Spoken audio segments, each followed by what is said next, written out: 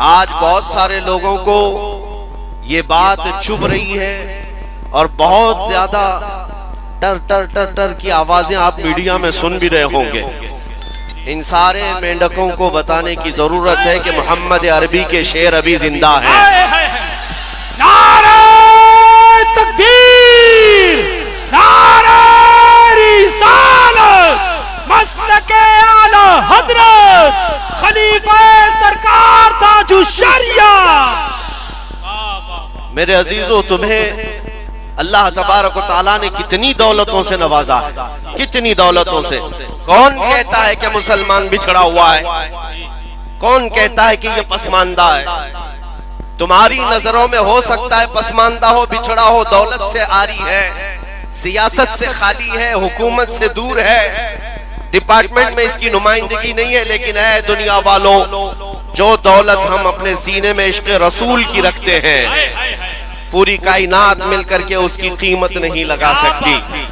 اور الحمدللہ ہم نے دیکھا ہے مصطفیٰ کریم کے فدائی حضور کے قدموں پر نچھاور ہونے والوں کے لیے پوری کائنات ٹوٹ پڑتی ہے، اور بڑے بڑے مالدار اسے خریدنے کی کوشش کرتے ہیں، لیکن میرے مصطفیٰ کا غلام ہر زمانے میں یہ کہتا آ رہا ہے۔ میں آپ کو بتا رہا ہوں، آپ کے علاقے میں میری پہلی آمد ہے، آپ کے علاقے میں میرا آپ کے سامنے کھڑا ہونا پہلی مرتبہ ہے۔ سید صاحب قبلہ ابھی فرما رہے تھے کہ جس علاقے میں آپ کھڑے ہیں اللہ کریم سب کے دلوں میں محبت پیدا کرتا ہے، لیکن میں یہ محسوس کرتا ہوں آپ کے اندر میرے لیے یہ جذبات میرے جبے ٹوپی کی وجہ سے نہیں، میرے کسی سیاسی خاندان کی وجہ سے نہیں۔ آپ اگر یہاں مجھ سے محبت کرتے ہیں یا اس منبر پر میری تعظیم کرتے ہیں تو صرف اس لیے کہ رسول پاک کے قدموں سے وابستہ ہے، اور ہماری عزت اسی کے لیے ہے جو نبی کی غلامی میں آتا ہے۔ اور میں نے محسوس کیا ہے جب تک بکے نہ تھے تو کوئی پوچھتا نہ تھا، جب تک بکے نہ تھے تو کوئی پوچھتا نہ تھا، یا رسول اللہ تم نے خرید کر ہمیں انمول کر دیا۔ اسی لیے شاعر کہتا ہے بے دام ہی بک جائیے بازار نبی میں۔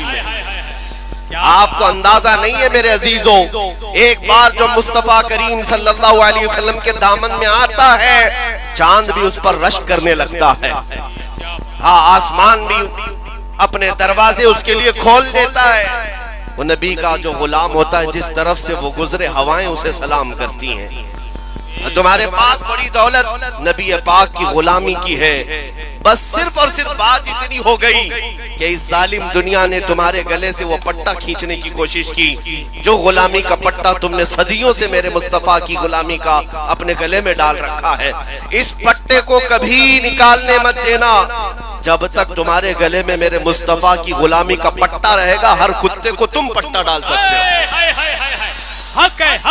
ہر کتے کو تم پٹا ڈال سکتے ہو۔ اور دنیا بھر یہ جانتی ہے کہ نبی کے جیسا کوئی نہیں تھا۔ اگر میں ایک لیسٹ آپ کے سامنے پیش کروں ہندوؤں کے بڑے بڑے جو ان کے گرو رہ چکے، عیسائیوں کے جو بڑے بڑے پادری رہ چکے، یا پھر سکھوں کے بڑے بڑے جو ان کے گرو ہو چکے، ان سب کی تحریریں موجود ہیں۔ میرے نبی پاک صلی اللہ تعالیٰ علیہ وسلم کی شان میں وہ سب رطب اللسان رہے، ہر زمانے کا، ہر فرقے کا، ہر دین کا ماننے والا میرے نبی کی عظمت کو سلام کرتا ہے۔ لیکن اتنی بات یاد رکھیں، میرے نبی کی عظمت اور تعریف کرنے کے لیے حلالی ہونا ضروری ہوتا ہے، یہ بات سمجھ لیں۔ نبی پاک صلی اللہ تعالیٰ علیہ وسلم کی عظمت سورج سے زیادہ روشن ہے۔ دن میں سورج نکل جائے اور اگر کوئی کہے کہ سورج کالا ہے تو آپ اسے کیا کہیں گے؟ سوائے تیرے کالے پن کے اور کچھ نہیں ہو سکتا، سورج تو روشن ہے، سورج روشن ہے۔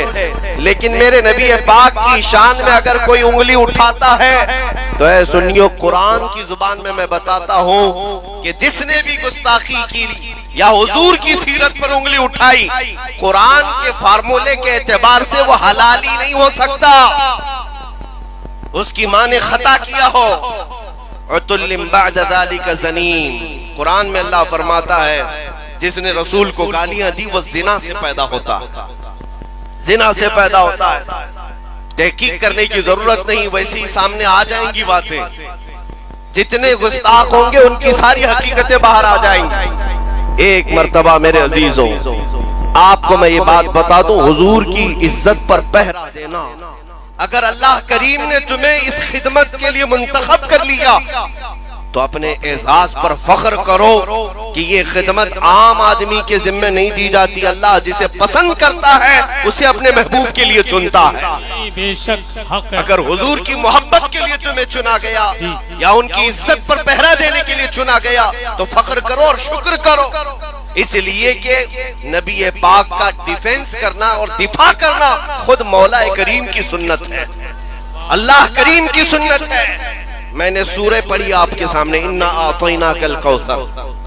توجہ، حضور پاک صلی اللہ تعالی علیہ وسلم کے 3 بیٹے پیدا ہوئے، حضرت قاسم، حضرت عبداللہ، حضرت ابراہیم۔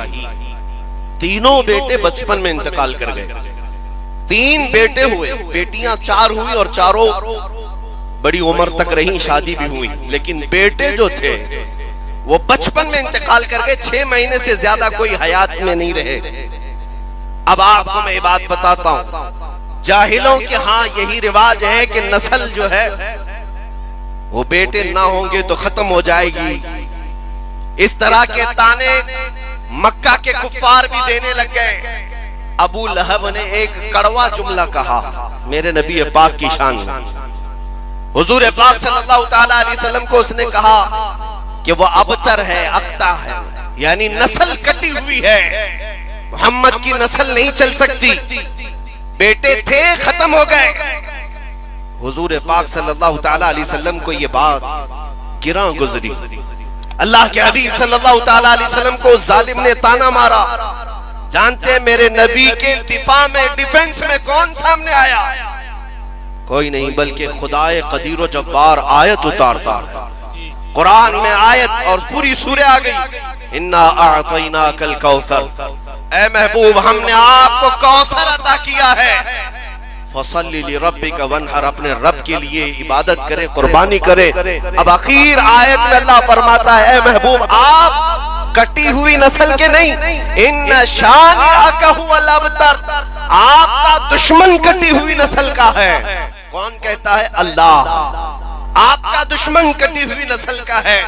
ابو لہب نے میرے آقا کو کٹی ہوئی نسل کا کہا تھا، اور مولا نے ابو لہب کے لیے فرمایا آج اے سنیو، اے میرے جوانوں، آپ سے میں کہتا ہوں ذرا چراغ لے کر پوری کائنات میں ڈھونڈ کر کے دکھاؤ ابو لہب کے بیٹے کہاں رہتے ہیں، اس کی بیٹیاں کہاں رہتی ہیں، اس کی اولاد کتنی ہے، اس کے خاندان کتنے ہیں۔ تمہیں ایک جگہ سے ایک بچہ بھی نہیں ملے گا۔ ابو لہب ختم ہوا، اس کی اولاد بھی اسی زمانے میں ختم ہو چکی، لیکن جس خطے میں بھی جاؤ گے میرے آقا کی اولاد، سادات اور آل رسول ہر جگہ نظر۔ بے شک بے شک حق ہے۔ اور الحمدللہ جتنے ممبروں پر سے میں نے خطاب کیا، آج تک شاید کوئی ممبر ایسا ہو جس میں آل رسول نہ ہوتے ہو، میرے آقا کی اولاد نہ ہوتی ہو۔ اللہ کریم اپنے نبی کے دفاع میں فرما رہا ہے نبی آپ کی نسل نہیں کٹی بلکہ آپ کے دشمن کی نسل کٹی ہے۔ اسی طرح آج بھی میں کہتا ہوں جو ظالم بھونک رہے ہیں یہ ابو لہب کی طرح کٹی ہوئی نسل کے ہیں۔ چند دنوں کے بعد دیکھنا اخباروں میں بھی ان کا تذکرہ نہیں رہ جائے گا، کہیں کسی کی زبان پر ان کا نشان بھی نہیں رہے گا، اور اگر کچھ باقی رہے گا یوں ہی ان کا چرچا رہے گا یوں ہی ان کا چرچا رہے گا، بڑے خاک ہو جائیں جل جانے والے۔ یا رسول اللہ تو گھٹا ایسے کسی کے نہ گھٹا ہے نہ گھٹے گا، جب بڑھائے تجھے اللہ تعالیٰ تیرا، مٹ گئے مٹتے ہیں مٹ جائیں گے آدھا تیرے، نہ مٹا ہے نہ مٹے گا کبھی چرچا تیرا۔ میرے آقا صلی اللہ تعالیٰ علیہ وسلم پر بھونکنے والے بند ہو گئے، ختم ہو گئے۔ آپ کو ایک بات بتا دوں، اس زمانے میں کٹی ہوئی نسل کا کہا، اور اللہ تعالیٰ نے میرے محبوب کی اولاد کو سیدہ کائنات فاطمہ الزہرا کے بطن سے پوری دنیا میں پھیلایا، پوری دنیا میں پھیلایا۔ اور آج پوری دنیا میں 1400 سال سے اگر کوئی نسب سب سے زیادہ محفوظ ہے تو میرے نبی کا نسب ہے۔ حضور پاک کی آل، ان کے شجرے محفوظ، ان کے باپ دادا محفوظ، ان کے خاندان محفوظ، باقی کسی کے خاندان محفوظ نہیں۔ اللہ کریم نے اپنے رسول کے خاندان کو محفوظ رکھا ہے، بلکہ روایات میں ہے قیامت کے دن بھی رسول پاک کی آل اور ان کا خاندان محفوظ ہوگا۔ اب سنیے، میں نے آیت پڑھی، انا اعطیناک الکوثر، بے شک اے محبوب ہم نے آپ کو کوثر عطا کیا۔ کوثر کیا چیز ہے یہ؟ آپ نے تو حوض کوثر کا نام سنا ہوگا۔ حوض کوثر وہ ایک ایسی نہر ہے جو قیامت کے دن میرے آقا کو دی جائے گی، جس کا پانی شہد سے زیادہ میٹھا اور دودھ سے زیادہ سفید۔ میرے آقا اپنے ہاتھوں سے اس نہر سے اپنے امتیوں کو پانی پلائیں، جو ایک بار پیے گا وہ کبھی پیاسا نہ ہوگا۔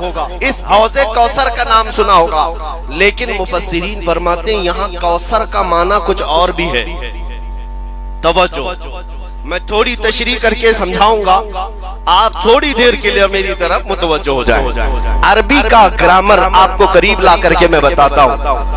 عربی میں جو لفظ ہوتا ہے قلیل، قلیل کا مطلب ہوتا ہے تھوڑا، اور اس کا اپوزٹ کثیر ہوتا ہے۔ قلیل کا اپوزٹ کیا ہوتا ہے؟ کثیر۔ تھوڑی بہت عربی ہے مسلمانوں، آپ کو بھی تو آنا چاہیے، تم ہی تو قرآن والے ہو، تم تو رسول کی زبان والے ہو۔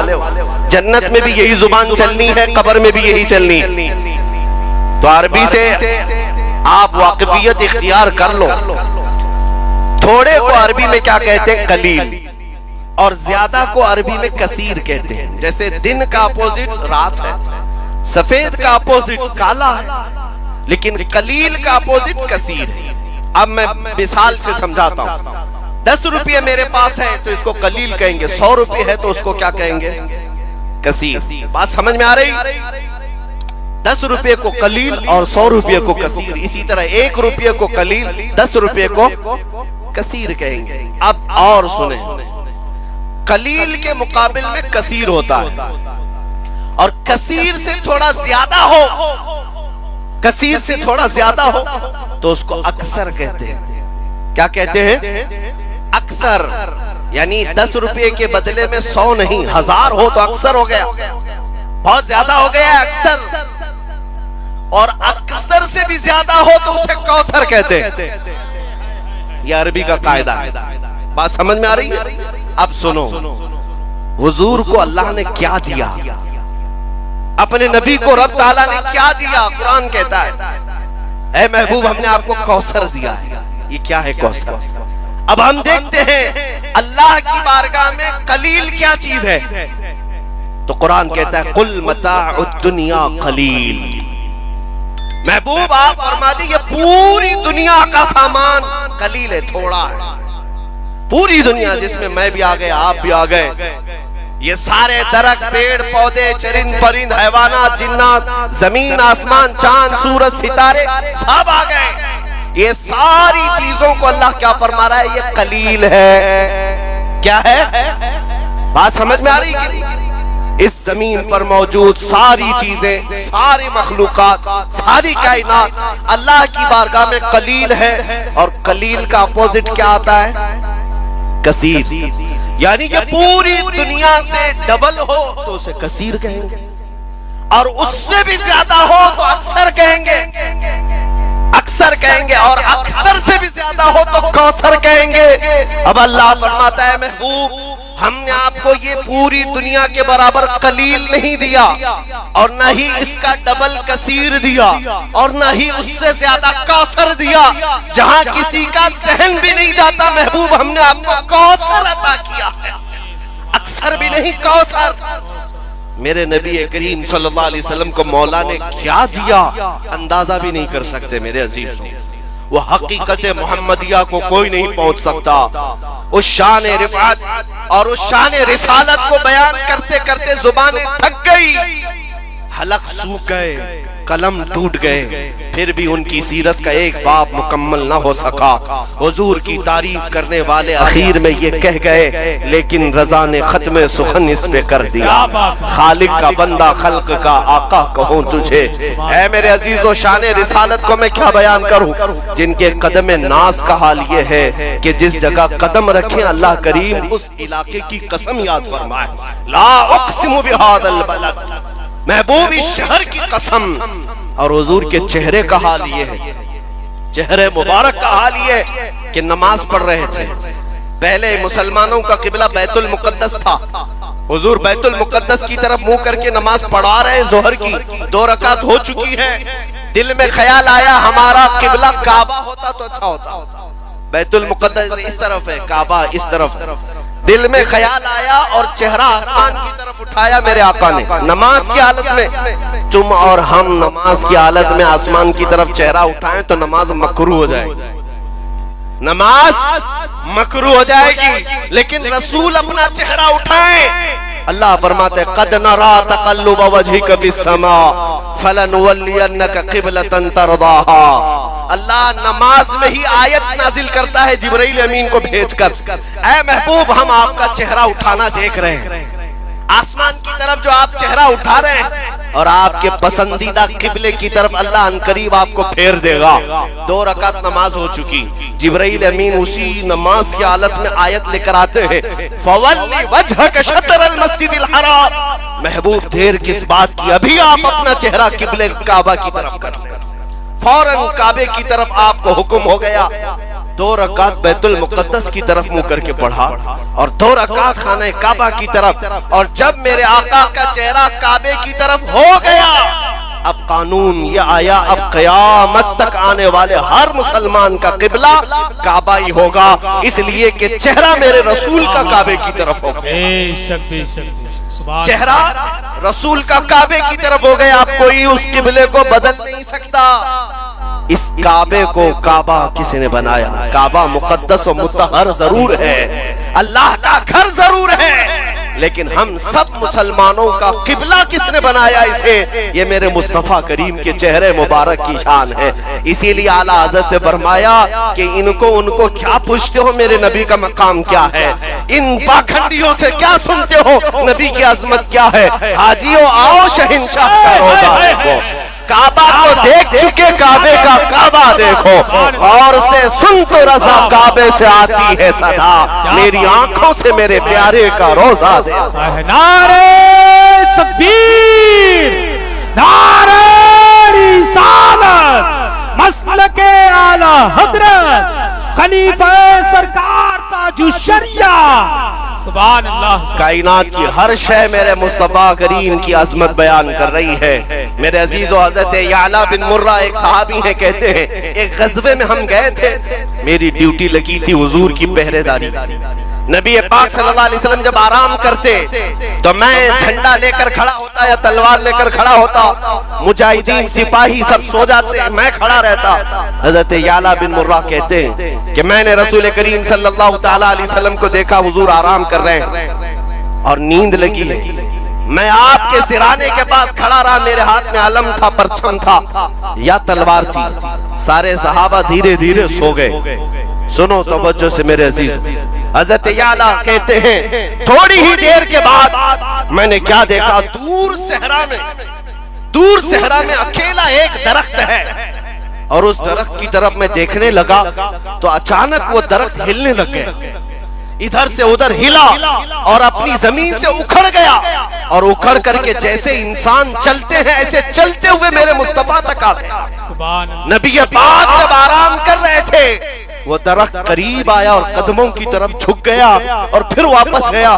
حضرت یعلا کہتے مجھے تو ایسا لگ رہا تھا میں خواب دیکھ رہا ہوں. میں ادھر ادھر ٹٹول کر کے دیکھا کہ میں جاگ رہا ہوں یا سو رہا ہوں. اتنے میں میرے آقا کی نیند کھلی اور میرے آقا نے مسکرا کر فرمایا اے یعلا، کائنات کی ہر شے مجھے سلام کرنے کے لیے حضور پاک کی عظمت ہر شے کو معلوم ہے سوائے ان خبیث مردودوں کے، ان کمینوں کے، ان کتوں کے جو زنا سے پیدا ہوئے. انہیں میرے آقا کی عظمت کا کیا علم. لیکن میں آپ کو بتانا چاہتا ہوں شان رسالت کیا ہے، میرے آقا کی رفعت اور ان کا مقام و مرتبہ کیا ہے. عرش حق ہے مسند رفعت رسول اللہ کی، دیکھنی ہے حشر میں عزت رسول اللہ کی. ان ظالموں کو میں کہتا ہوں تھوڑے دن انتظار کرو، جب ملک الموت کا پنجہ تم پر پڑے گا تم بھی جاؤ گے اور ایک دن وہ آئے گا جب ہم سب کو مولا اٹھائے گا میدان قیامت میں. ہم بھی جمع ہوں گے، تم بھی جمع ہوگے، دیکھا جائے گا فیصلہ کیا آتا ہے ارحم الراحمین کی طرف سے۔ احکم الحاکمین جب فیصلہ کرے گا، الحمدللہ ہمیں اس بات کا احساس حاصل ہے کہ قیامت کا جو میدان ہے وہ بھی مولا نے کس لیے سجایا ہے، فقط اتنا سبب ہے ان عقاد بزم محشر کا کہ ان کی شان محبوبی دکھائی جانے والی ہے، ان کی شان محبوبی دکھائی جانے والی ہے۔ اس دن ہم دیکھیں گے اللہ کریم کے حکم سے ایمان سے دنیا سے رخصت ہوئے تو ہم رسول اللہ کے جنت رسول اللہ، اور ان کا جو انجام ہوگا وہ دردناک انجام ہے، وہ یہاں سے بھی شروع ہوگا، قبر میں بھی، مرنے کے بعد بھی، اور حشر میں بھی ہوگا۔ جو نبی پاک کی شان میں بھونکتے تھے، جانتے ہیں ابو لہب کس انداز سے مرا؟ ایسی بیماری لگ گئی تھی کہ اس کے جسم پر کیڑے لگنے لگ گئے مرنے سے پہلے، اور اس کے بعد مر گیا تو گھر والے اسے دفن کرنے نہیں لے گئے، دفن کرنے نہیں لے گئے گھر والے ابو لہب کی لاش کو اٹھا کر کے ایک گڑھے میں پھینک گئے، کیونکہ مکہ کی یہ روایت تھی، ان کا رواج تھا جب کوئی کوڑ کی بیماری یا پھیلنے والی بیماری ان کے زعم کے مطابق کسی کو ہوتی اور اس بیماری میں کوئی مرتا تو اس کو قبرستان میں نہیں لے جاتے مکہ والے، بلکہ ایسے بیمار کو ایک گڑھے میں ڈال کر اس پر پتھر ڈال کر چلے جاتے۔ برسوں کے بعد مکہ والوں کے پاس ایسی بیماری آئی جو ابو لہب کو آئی، وہ گستاخ رسول تھا، میرے آقا کی شان میں گالیاں دیتا تھا، دنیا سے گیا تو سخت بیماری لے کر جسم پر کیڑے لگ چکے تھے، اور گھر والے جنازہ اٹھانے کو تیار نہیں، اور اس کے بعد اس کی لاش کو کھینچ کر کے لایا گیا اور ایک گڑھے میں ڈال کر اس پر پتھر بہت سارے ڈال کر مکہ والے چلے گئے۔ دنیا میں یہ انجام تو شروعات ہے، یہ دنیا کا ظاہری انجام ابھی شروعات ہے، قیامت کے دن دیکھنا ہے گستاخان رسول کا کیا ہوگا۔ اس ابو لہب کی اولاد آج وہ چاہے وہ تیاگی کی شکل میں ہو کہ رافضی کی شکل میں ہو، اس ابو لہب کی ناجائز اولاد کو میں آج کہنا چاہتا ہوں، دیکھنا تمہارا انجام بھی شروع ہونے والا ہے۔ گھر بھی گیا، بیوی بچے بھی گئے، نام بھی گیا، دین بھی گیا، اب بچا کچھ نہیں، ملک الموت کا پنجہ پڑنے والا ہے، اور اس کے بعد دنیا کو یہ معلوم ہوگا میرے مصطفیٰ کی شان میں تو بھونکتا رہا اور ذلیل کتوں کی طرح مر گیا، مگر میرے آقا کی شان میں ایک نقطہ برابر بھی فرق نہیں آیا۔ جب جب تم ظالموں نے بھونکنا شروع کیا ہے، الحمدللہ ہمارے ہر علاقے کے بچے بچے کی زبان سے لبیک یا رسول اللہ کا نعرہ لگنا شروع ہوا۔ لبیک لبیک لبیک یا رسول اللہ، لبیک لبیک لبیک یا رسول اللہ، لبیک لبیک لبیک یا نعرہ رسالت۔ میرے آقا صلی اللہ تعالی علیہ وسلم کی شان۔ اب ایک بات یہ بھی میں بتا دوں، کوئی بھی یہاں پر یہ ہرگز مت سمجھے کہ ہمارے اوپر ان کی حکومت ہے، الحمدللہ ہم فقیروں کے دلوں پر تاجدار مدینہ کی حکومت ہے، ہم یہ منعان تسلیم کر دیں یا نہیں، ہماری روح پر، ہمارے دل پر، ہماری جان پر حکومت میرے مصطفیٰ کریم کی ہے، وہ ہمارے سلطان بھی ہیں، ہمارے شہنشاہ بھی ہیں۔ نبی اکرم صلی اللہ تعالی علیہ وسلم کو ہم نے بادشاہ ہر زمانے کا تسلیم کیا ہے۔ سنو